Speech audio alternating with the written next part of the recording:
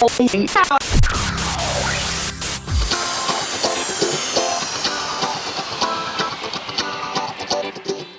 up, everybody? Bobby here, the Geek Guru. Geek, definitely Guru, I don't know. So today I wanted to kind of give my first impressions of the new game from Image and Form, Steam World Heist. I'm not doing, I guess you could call it a review, but I'm not putting a number on the game or anything like that. Like, I'm not professional or any stretch of the imagination. This is just a fan of video games coming to you guys like I normally do and just telling you what I think about a game that's on the horizon. So Steam World Heist, what is it? It's, I don't want to say a sequel to Steam World Dig. For those that don't know about Steam World Dig, what that was, it was basically a Steam-powered robot named Rusty, Metroidvania style game where you dig. The best explanation I heard of it was like a little bit of Dig Dug, a little bit of Metroid mixed into one. So basically what it is you're given a mine by your uncle and you dig through and all that stuff and you get these gems and you go back. This game, Heist, has nothing to do with that. The only thing that it is it's set in the future from when Dig took place.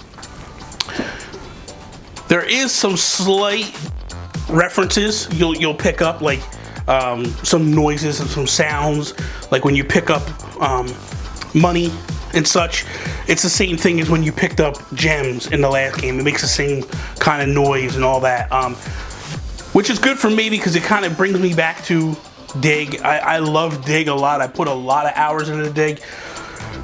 Right now you're probably sitting there thinking to yourself, like I did, was you were a huge fan of Steam World Dig and you're thinking to yourself, man, I'm not a fan at all of real-time strategy games. Like, that's a different genre for me.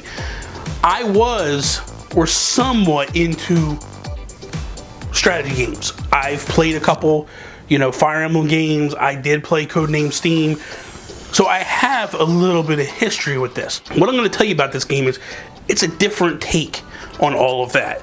It's a 2D, which means side-scrolling, kind of like the original Mario Brothers. What is the feel that I get from this game? When I was playing this game, I thought a couple things. The first thing I thought was, this is Super Mario Galaxy. Like, when you're looking at the overworld, where you're picking your maps, where you're picking where you're going to go next, it gives the feel of Super Mario Galaxy 2, where you're in a ship and you're kind of moving, and then you can only go so far, and you need to unlock different areas, and then to get into certain areas, you need stars that you get throughout the levels. Like, basically what happens is you have, like, things you're supposed to do in the missions. Maybe kill all the enemies and evacuate, or get all the gems and stuff and evacuate. And if you do these tasks, you'll get a star. Obviously, the best is to get a 3-star on the level and move on, which is, for the completionist, you're constantly looking to try to get the 3 stars before you move on. It's a little tough. It's not easy, I'm not gonna lie. Like, in the early goings, you're like, oh, this is a breeze. I'll be done this game in like 10 minutes. No, I'm 12 hours in and I am nowhere near being finished yet. The graphics are amazing. The graphics, there's some things that you pick up on, like, it's beautiful, it's a night, like, when you play the first stage, it's kind of like a dingy, dirty, post-apocalyptic world type feel to it, but then when you go to the next stage, it's kind of like shinier, and, it's the royals, and it's these upper class of people that you're going after. So when you start the game, you're a steam-powered robot that's a pirate, and your object is to go around and do some things. You find out soon that you need to take out these scrappers that are terrorizing the people in the area. You go through and you start fiddling through, and as you go further, you find out that that's not necessarily the enemy at hand. There's a bigger enemy at hand, and you need to get to that. I'm trying to keep this spoiler-free, so just bear with me. Also, the things that I'm cool with is, like, when you go and you pick a level, it changes every single time you go in. So I could pick a level and I could struggle on it and I could die. Come back out and go, okay, I'm ready now, and I go back through again. And when I go through the second time, it's changed. The basic premise of the ship is the same, but the locations of things have moved. This was very similar to Steam World Dig. Like, when every time you booted up Dig, the jewels and the gems and all that stuff were put in different locations. They've taken this a step further in this one, and the entire map that you play on is a little differently. Awesome. I love it. It gives variety, changes things up on you. I love the grinding aspect to it. You know, where you go back to other levels and you play, and then you find other stuff, and it gives you other weapons and all that, and you can sell them or keep them and all that. You get your prestige up, you go find other members, bring them back, then you can mix and match what members you think will do a job better for you. Every member is different than the last one. Everyone has different abilities that can help you or hurt you. I truly am a fan of this whole series and this whole game and how they're doing things. Like, I feel like this is one of the best games I've played in a while, and that's saying a lot considering the fact that, like, I loved Steam World Dig. I feel like this game is better than Steam World Dig. I feel like if you are a fan of Dig and you're willing to give it a shot, you will find something different in store for you, and you'll find that you love this game. This game is really well done. The boss fights, they're challenging. They're not easy. You got to think how you're going to tackle on. You know, everything is a task, and you need to figure out how to get to the next step. I truly have put 12 hours in, and it's not even a chore. 12 hours in, and I'm just wanting more, and I find myself constantly flipping open my 3DS and just like, I need more. Where can I go? What can I do? You know, and it's cool. Like, the one downfall I have, if there is a downfall, is a couple of the characters that I played in a demo I wish were present in the beginning of this game, but that's just a nitpick. If you didn't play the demo, you wouldn't know that they're available, because when they do become available, they're awesome. They really are. It's the cool character, or the cool gun, is the one with the sight scope on it. Captain Piper typically has that gun, and you want to keep her armed with that gun.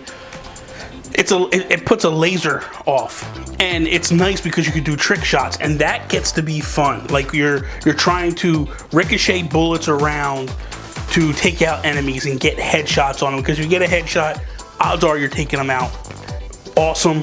I love it. It's kind of like pull, so you're like looking and like, hey, maybe I can ricochet this bullet off of this wall, hit this one, bring it down, come up behind, take them out.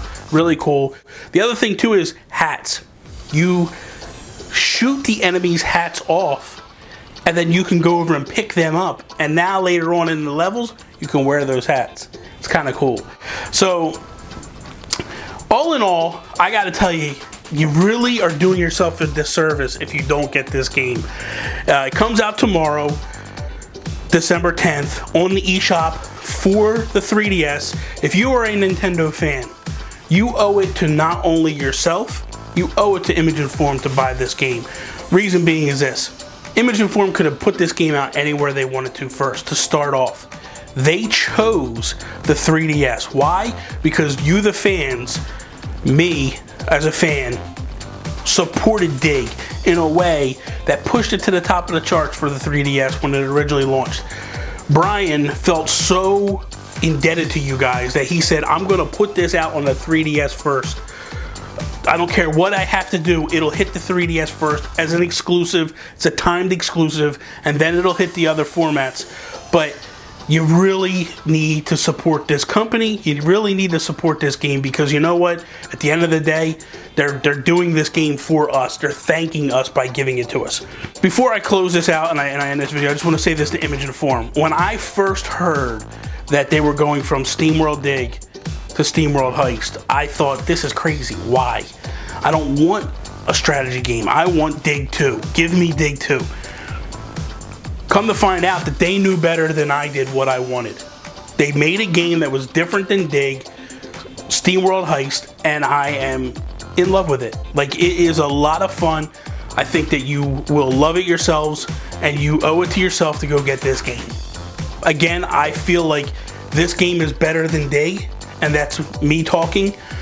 That's my feeling. I put many hours into Dig. I put 25 hours into Dig on my 3DS. I put another 10 hours into Dig on my Wii U, and I put another 10 hours into Dig on my PlayStation Vita.